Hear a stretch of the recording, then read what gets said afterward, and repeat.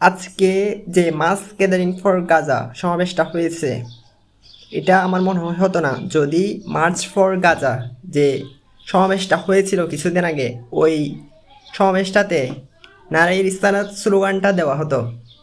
এখানে আমার ওপিনিয়ন হলো, আমরা রাসূল সাল্লাল্লাহু আলাইহি ওয়াসাল্লামের পক্ষে নারায়ে রিসালাত স্লোগান দিতে যতটা আন্তরিকতা প্রদর্শন করি বা সম্মান প্রদর্শন করি বা ভালোবাসা প্রদর্শন করি, সেটা কিন্তু রাসূল সাল্লাল্লাহু আলাইহি ওয়াসাল্লামের আদর্শ প্রতিষ্ঠায় আমাদের সেই ভালোবাসা, সেই আন্তরিকতা কোনোটাই নেই।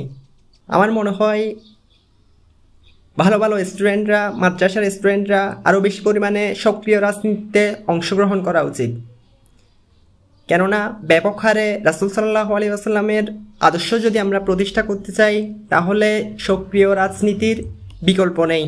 বর্তমান বিশ্বের যে পরিস্থিতি, সেই পরিস্থিতি অনুসারে আপনাকে অবশ্যই সক্রিয় রাজনীতিতে অংশগ্রহণ করতে হবে।